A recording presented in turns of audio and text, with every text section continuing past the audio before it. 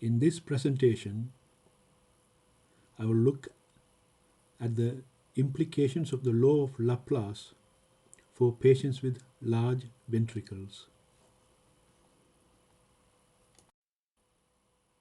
According to the law of Laplace, the surface tension or the force on the wall of a sphere that is filled with fluid is proportional to the pressure of the fluid and the radius of the sphere.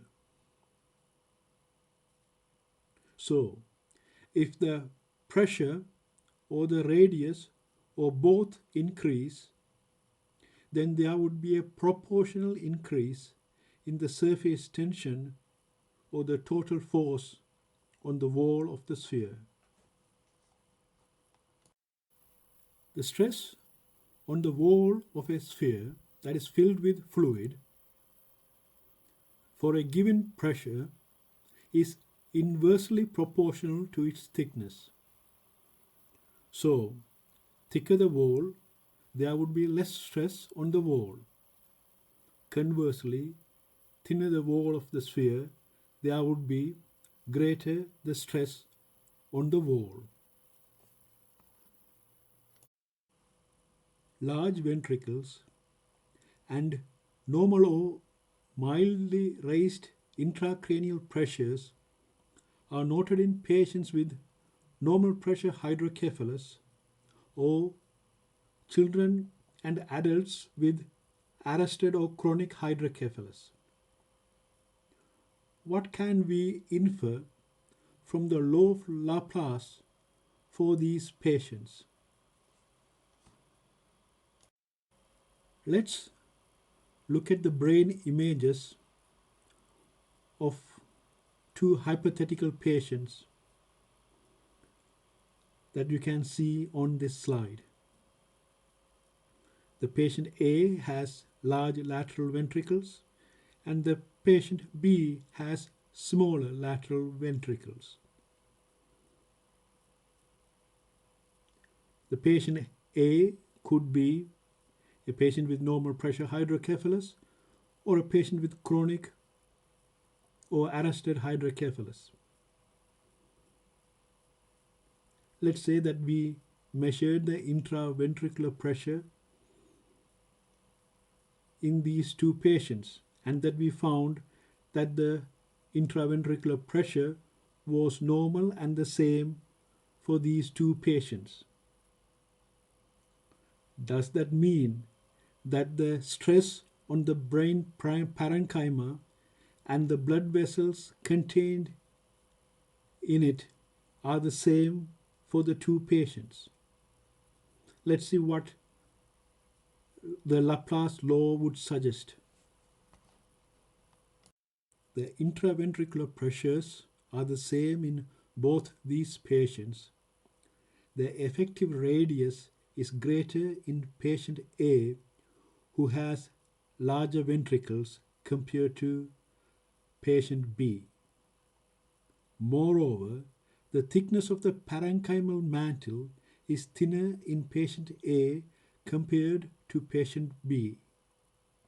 So, according to the law of Laplace, one would then expect that despite both patients having similar intraventricular pressures, in patient A, the total force on the wall and the stress in the parenchyma would be greater than those in patient B.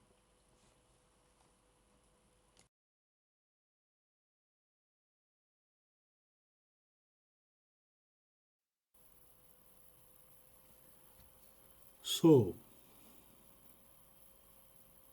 what can we infer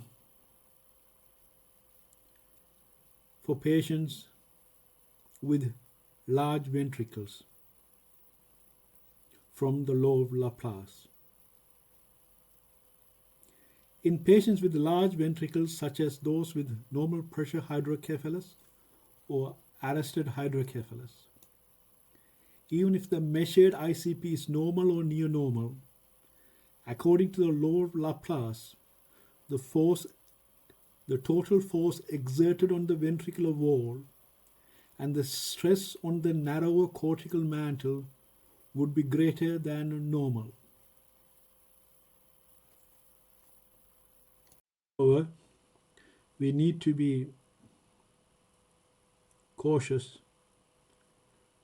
about extrapolating from a physical law to biological systems. What I have presented to you is a theoretical exposition, and there might be other phenomena that we do not know that might operate in the brain that could compensate for large ventricles and smaller cortical mantles. In this presentation, an assumption was made that the intraventricular pressure and the intraparenchymal pressure that we usually measure with the ICP probe are the same. They are unlikely to be exactly the same. Whether this difference makes a meaningful biological clinical difference is another question. However, I hope you will pause for thought next time when you measure ICP in patients with large ventricles and the pressure is within normal range. Thank you for your kind attention and wishing you a good day. Bye for now.